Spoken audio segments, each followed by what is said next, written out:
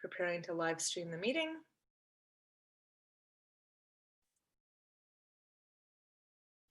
Setting up for YouTube Live.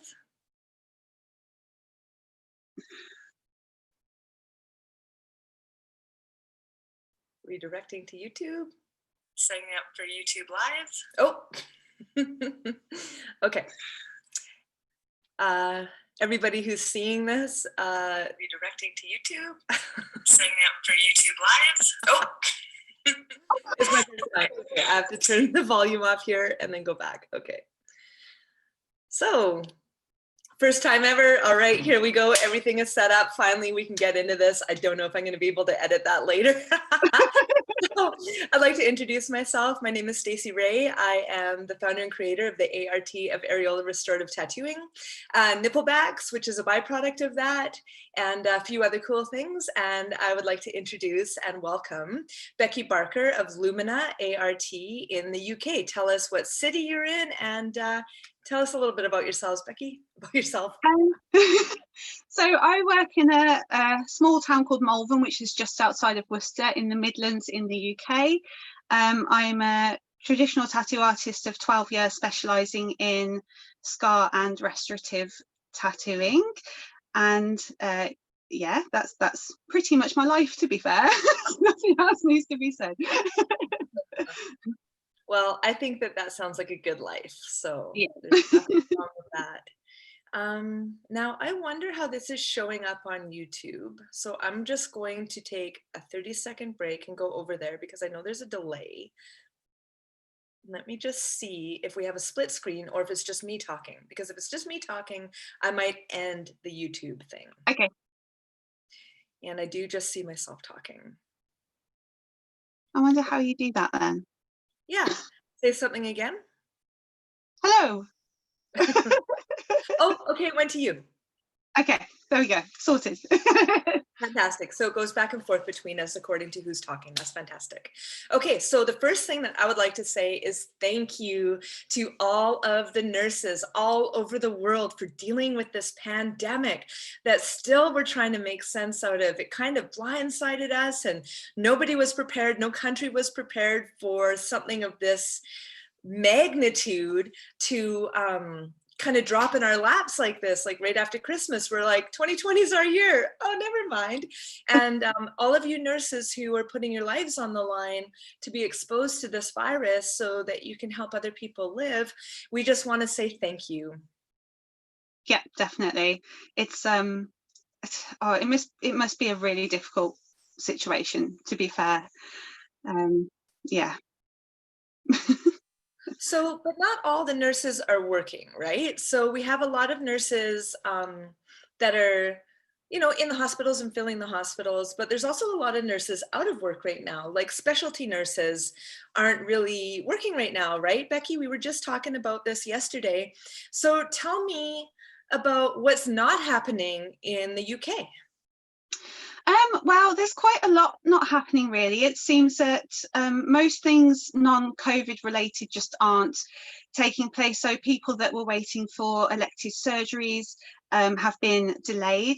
And of course, this means people aren't getting treated for heart disease and obviously mainly cancer. And it's estimated, it was estimated on the 1st of June that over 2 million people are waiting for screening tests and treatment for cancer. And this is going to lead to possibly 35,000 extra deaths.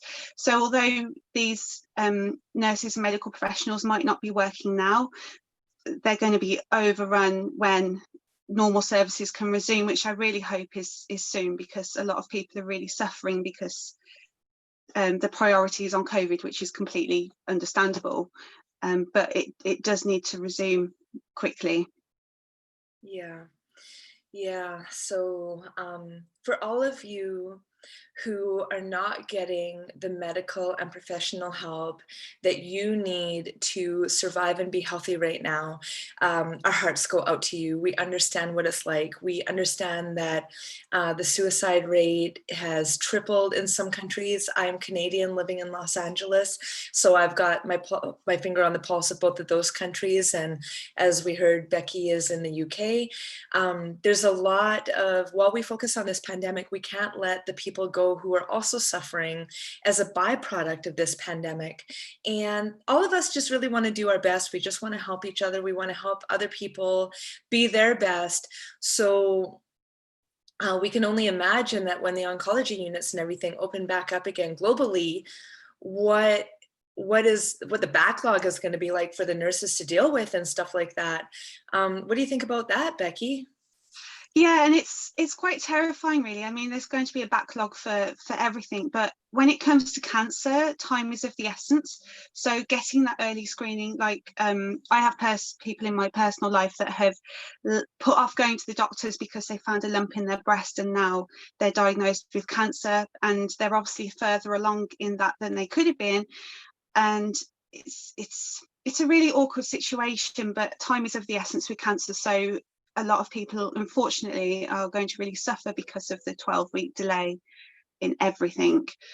I just hope that they can kind of help everyone that needs it when services do resume, and I hope it's quickly.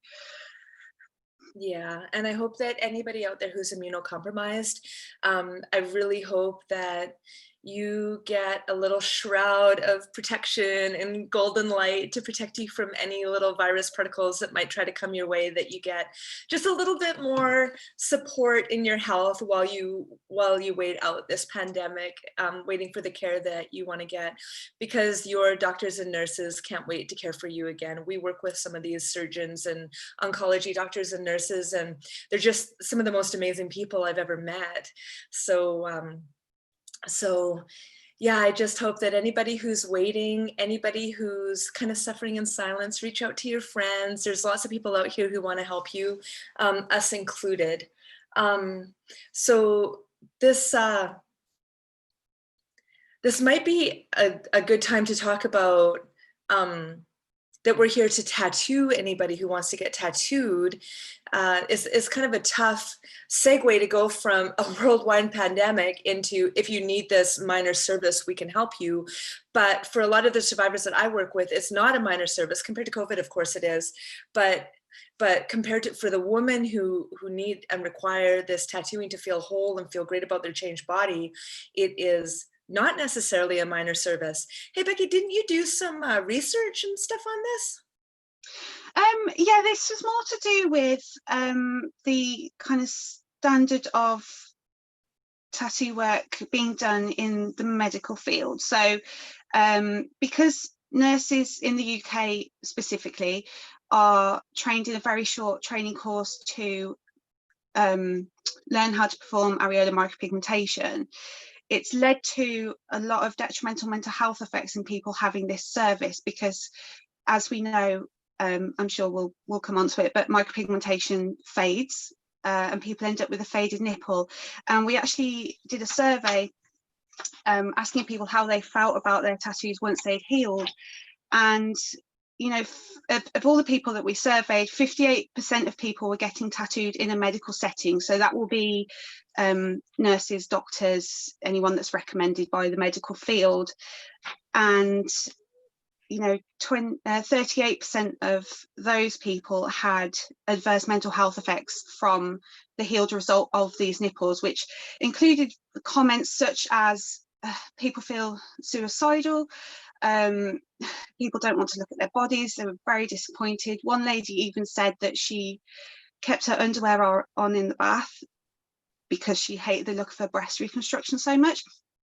And you know, that's very heartbreaking for the clients themselves, but also if you think about the amount of hours that surgeons put into breast reconstructions, to then have it aesthetically ruined by poor placement or just poor tattooing techniques, it's something that I feel very strongly needs to change. And it's not, you know, the nurse's fault, it's not even the medical field's fault. I think it's just there's a lot to be learned from the tattoo industry with regards to this, but the tattoo industry is not represented very well across the board, really. Well, if they stop making tattooed people the bad people in movies, maybe people would stop thinking we're the bad people. There is that. You can always tell who the villain is. He's got tattoos everywhere, right? The really mad guy's got lots of tattoos, so those tattoo people must be bad. Yeah. So I just want to say to what you just said about medical tattoo practitioners with very little training, and they often see it as just another service. We do not want to discredit what you're doing. We understand that you were doing your best. However, we would like to give you the space. We'd like to create the space for you to focus on the jobs that you do, which are saving lives, because this is kind of like you have a primary job and we have a secondary job, and we're highly specialized. Becky's been tattooing for 12 years. I've been tattooing for almost 25 years, and I've been tattooing scar tissue for over 20 years. And I've been doing restorative tattooing for 10 years, over 10 years now. So we would just like to alleviate some of the burden on the medical field to do their task of saving lives while we do the finishing touches tasks, the putting the cherry on top, so to say. We would just like to help in any way that we can, and we are so grateful to the medical field where we are. In Canada, they take great care of us. I've been through a mastectomy and I've been through lots of surgeries, and they've taken great care of me. I couldn't imagine burdening them with another specialty job to do on top of everything else, because there's nothing easy about tattooing well. And we all just want to do our best. So I feel like if we can share the burden of that, then everybody gets the help that they the help that they deserve, and they're cared for in the way that they deserve to be cared for, while the nurses and doctors can focus on saving lives, because that's a whole calling unto itself. And we're just so grateful for you guys for stepping up and let us help you. Let us help you. Yeah. Yeah, I think that's really important. Yeah, because it's, I don't know, it's like anything else in the medical field takes a lot of training. And this is one thing that for some reason is not looked into as much as it should be. And unfortunately, it does have, you know, detrimental effects on people. So yeah, Right. that's what we're here for, right? Like that's what we do. We love it. And Well, yeah. I could imagine I probably couldn't learn how to set bones in 2 days. Yeah, that's it, isn't it? It seems like it's like a completely different thing, but to me, because I know how difficult tattooing is to learn to do well, it feels like it would take about the same amount of time, the same amount of focus. So even though it's a completely different thing, it would require the same amount of mastery to do well. And you just can't achieve that in a couple days of training as an add-on service.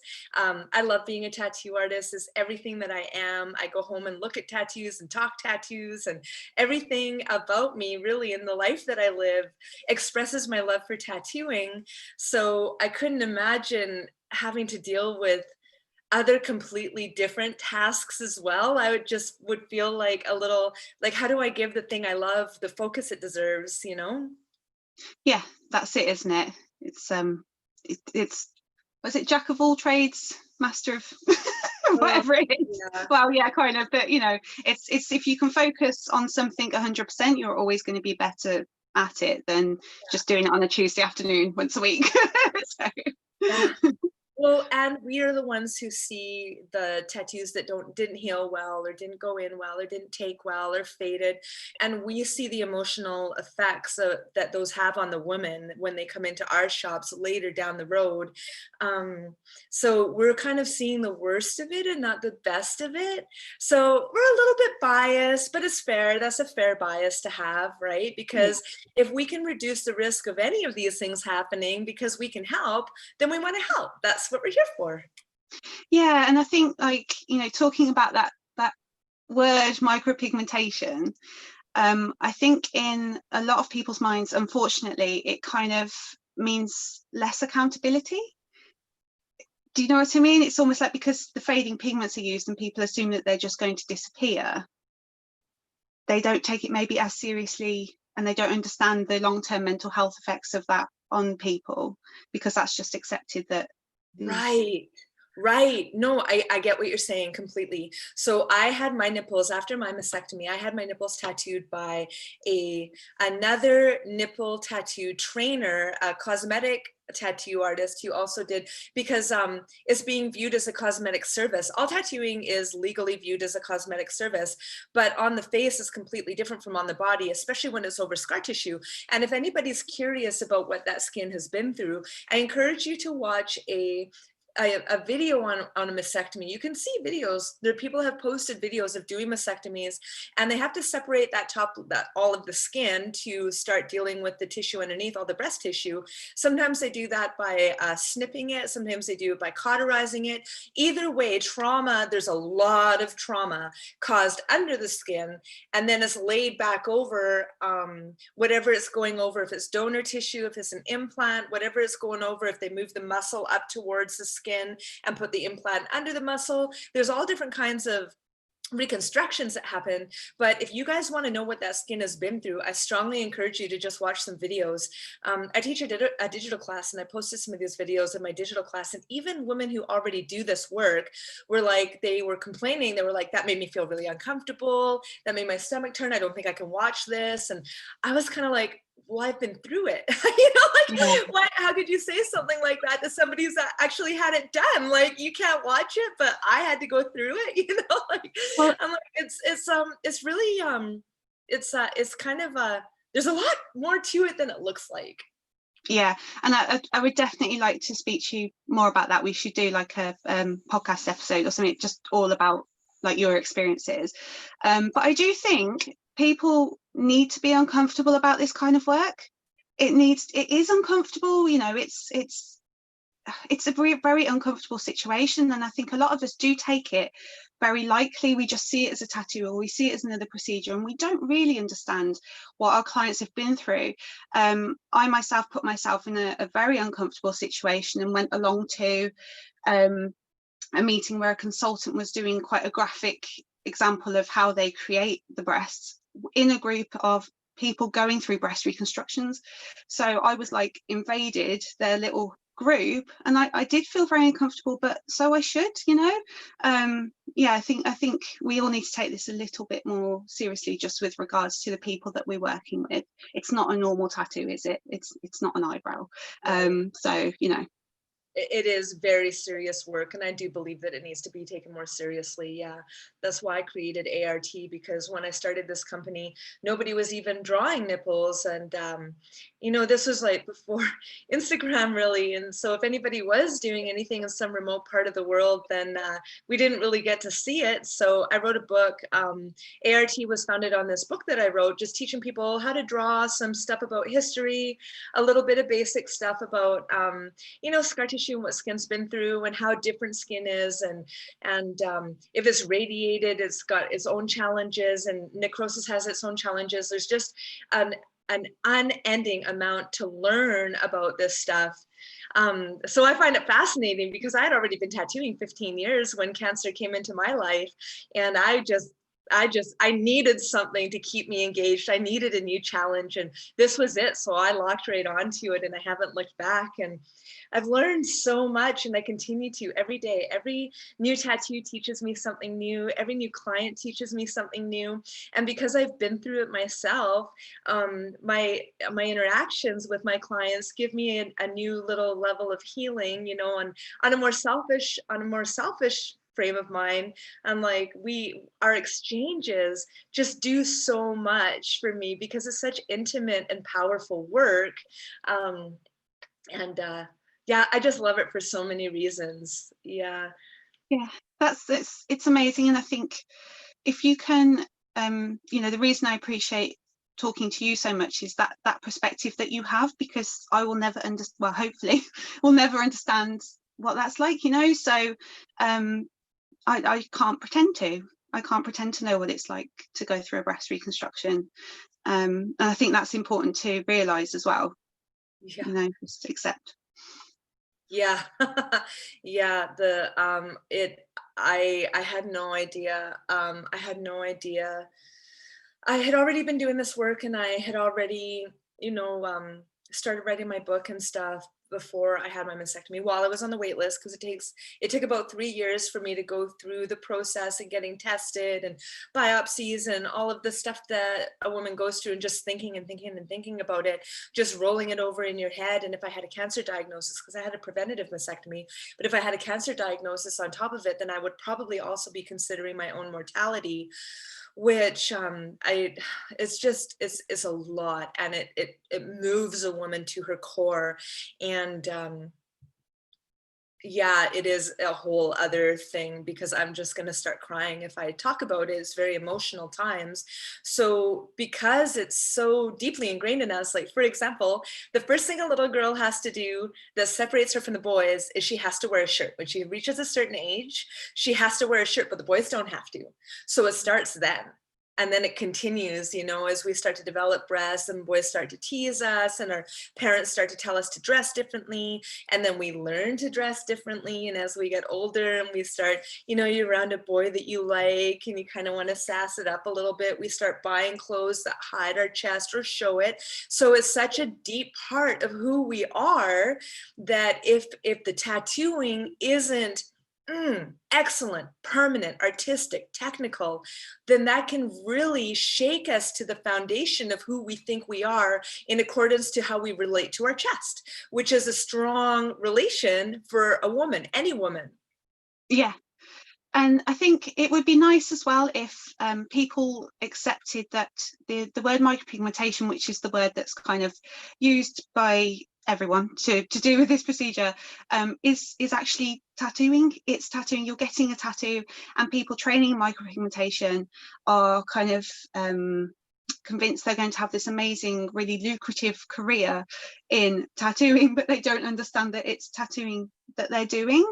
And it just means that there's a lot of misinformation, and people don't trust permanent pigments because they've heard that they are unsafe, even though that's completely unfounded. I don't know where that information's come from. They've heard that tattooists tattoo too deep, so we're not suitable to tattoo over implants. And yeah, there's just these weird like misconceptions, and it's like, whoa, what you do is like, it's come from us. Like, you know, you wouldn't have any of that stuff if it wasn't for tattooing. So it would just be nice if we could educate people to understand that, like, we are professional, you know, we are professional. We might have pretty colors on our skin, but yeah, it's something that would be nice if that could kind of happen. Yes. So I love what you just said. Yes, absolutely. I have heard even people that I've trained have said, well, you tattoo deeper than us. And I'm like, well, the response to that though is every different body part requires a different depth.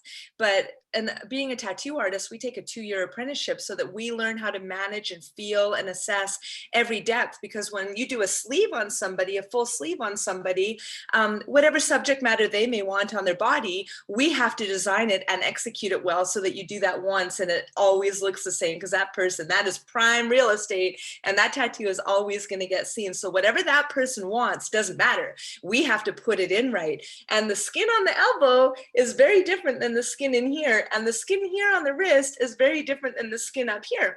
And so we really have to have such a level of mastery. There's no way that you can learn to do this. And a tattoo apprenticeship, like I said, is 2 years. So if I apprentice somebody, I would do 2,500 hours over 2 years. And I would be able to teach them everything that I know.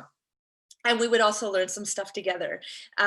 So, I mean, it takes 1.5 years to even learn how to cut hair, right? Like this is really, there's a lot that goes into this. So it's funny that you mentioned about the depth, because you're completely right. And it's different everywhere in the body. So we have to learn to adjust to what that body needs, making it a really easy transition to work on scar tissue, because we've already learned how to adjust our angle, our depth, our hand speed, our machine. We make little adjustments to our machine all the time, nonstop. We know what needle groupings work in what and for why and how it looks long term, because our tattoos have to look the same. in 20 years. For example, this tattoo here is was done in 2003, and it hasn't really changed much except for a little bit of like sun damage. But look at this yellow. Look at how much that's showing up in here in this beautiful teal color. And I'm not getting it tattooed again, so it's got to continue to look good. Now, and I like what you said about pigments too, because one of the things that A.R.T solved was this issue with pigments, because I didn't love that it was common to use pigments that were what I consider unreliable in the long term. So this is a reliable pigment in the long term, because the proof is right here on my arm. I can say without a doubt that this is a reliable long-term pigment.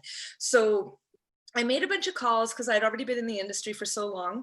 I made a bunch of calls around to a bunch of pigment makers that I like Eternal, Fusion. I talked to John Montgomery. You know, I talked to a bunch of pigment makers that I knew and I liked, and I enjoyed working with their pigments, and nobody really saw the need for this. So when I started working with Samantha Ray back in 2011, I think we started working together. She was like, I want to be part of A.R.T. And I was like, okay, here's everything that I've learned about pigments. And here's what I've learned from talking to permanent cosmetic pigment makers. And, you know, here's what I'm learning about like iron oxides and inorganic and organic compounds and all. There's so much, there's a science all on its own. And Sam understands it a lot better than I do. But so she talked to World Famous, and they created with us, they helped us design, or they allowed us to design, helped us design the world's first permanent pigments for areola tattooing that most tattooists are using for this work now. Now, here's the cool thing about it. It is permanent. They're natural colors, which we really didn't see in the permanent world before, because we like seeing our stuff bright blues and greens. You know, we want it to look really bright, but blue and green nipples aren't really going to look good in the long term, especially if that pigment doesn't change. I believe that one of the big differences between cosmetic tattoo pigment and permanent pigment is the molecule size, because a bigger molecule will tend to exfoliate and leave the skin, where on an eyebrow that makes sense. I know there's more to it than this. I'm really dumbing it down for the purpose of this talk. On an eyebrow, it makes sense that you would want that pigment to change over time, because styles change over time. So I believe that permanent pigments are just milled a little bit differently to be a smaller pigment size, meaning this more micro than micropigmentation. But we just stick with the old world tattoo, which comes from the word tatau, which means to tap. To tap. Yeah. That's where the word comes from. And micropigmentation is exactly the same thing. I don't believe there's much of a difference between either. I think the difference comes in, do you work above the neck or below the neck? That's kind of where the difference comes. For me, where I draw my dividing line is, do you work on the face? Because I won't tattoo the face. Even though I've been trained to, I really try to I stick on the body. And it's really interesting to know the pigments that we made also are all vegan, cruelty-free, and gamma ray sterilized. They are the safest, most reliable pigments out there, and we're very, very honored to make that claim, because all that does is help us support the survivors in their long-term happiness, which is all that we're here for. Yeah, exactly. And I think it's important to note as well, obviously, with the fading pigments, because with the fading pigments comes a yearly top-up, which on healthy skin isn't usually an issue, but obviously when we're dealing with a breast reconstruction, that can become quite a big issue. And I've seen some horrific photos of just round scars where the skin has just been chewed up so much, and then pigment just cannot be implanted. So people that start on this journey years down the line might just end up with a scar that no color can sit in, where there used to be a nipple tattoo. Sorry to interrupt you, but that's exactly what happened to me. So the practitioner who tattooed me, who taught this work and still teaches this work, created so much scar tissue, never even followed up to see how it healed and asked me for pictures or anything like that. So she created so much of a mess because my skin was so tight over my implant that she went a little bit too shallow. So here's the issue. Like, here's an issue that most people don't talk about.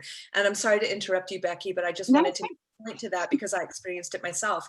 So she went a little bit too shallow and the pigment did not get to the depth that it needed to get to. So she went over it again. And that's why this chewed up word is, it's not the most beautiful word, but it is fitting, unfortunately, because she didn't get the pigment to the depth it needed to go and went over it again.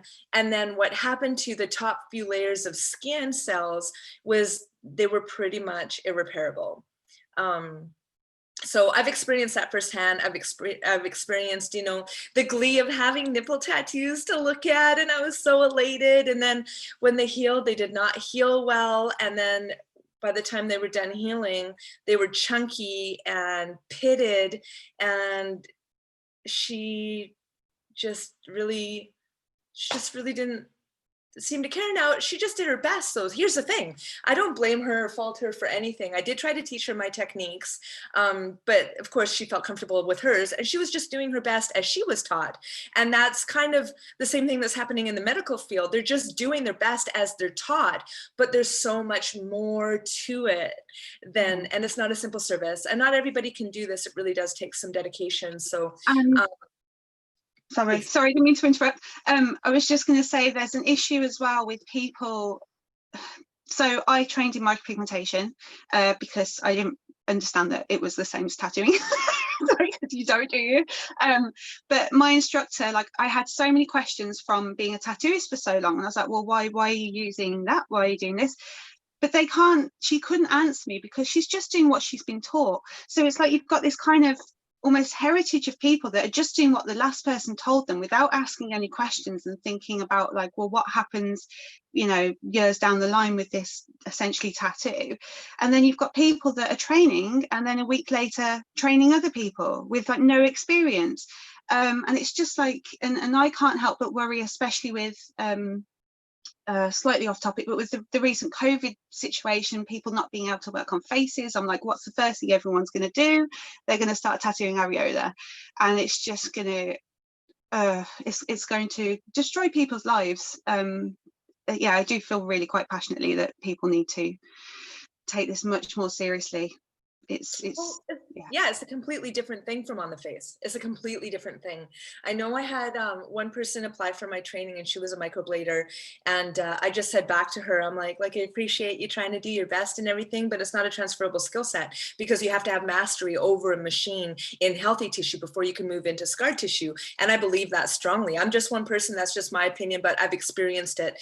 And she really decided that that was very rude of me to say, you know, like, it's like saying that putting in an IV is like a transferable skill to setting a bone. You know, it's a completely different thing. It's a handheld tool compared to a machine. And because the skin is damaged, mastery in healthy tissue is so important. You're completely right. So that's why I kind of make this dividing line between at the neck, like here up is beautifully, you guys understand. There's so many things to understand with this stuff because I've done some training. Oiliness of the skin, we don't take that into consideration on the body, you know, we don't think about that at all, right?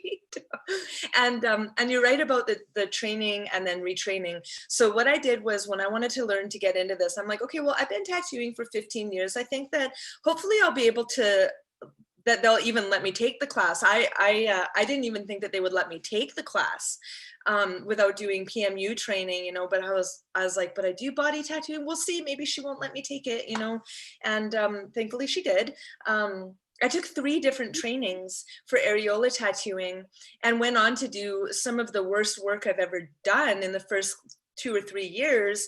And I was like, why isn't this stuff looking good? Like, I've won awards, I've been in magazines, I'm working at my dream job with this super famous tattoo artist, I work with these great people, and like, why can't I get results that look realistic? I was really like, I should know better is really what I was thinking. And it's because I was obeying rules that didn't make sense to my body tattooer frame of mind. So what I did was I started writing that book and I turned it all on its head. I completely turned, like, just scrap all of that, trust in my process, with the pieces that I learned from the PMU world, which were completely different than what we learn in our world, which is nice because we got to bridge that gap, because the beautiful space for medical tattooing lies in between, like right in between these two worlds. We have so much to learn from one another. And yeah, I just turned it all over, and here we are. We've made some improvements. There's some, I don't even know what to say to that. Sorry. Kind of I was just thinking, like what you said, it would be really nice if all of the industry worked together. Like, I think I find it really difficult that there's this divide, and like I had the same as you. I struggled to find someone that would actually train me in medical tattooing because they wanted me to have a background in beauty. Now really, like you say, we've got things to learn from that side of things, and they've got things to learn from us. It would be nice actually if everyone just kind of, you know, came together. I think I'm very idealistic, like everyone holding hands and singing, but it would just be nice to be able to share information without that kind of resistance, that defensiveness. And yeah, it's hard, isn't it, I suppose, uniting people. Well, the challenges that we face show us where the healing can take place. I just made that up. I didn't even think it was going to rhyme when it was in my head. Wait, let me say that again. The challenges that we face let us see where healing can take place. Yeah, something like that. Anyways, it rhymes and everything.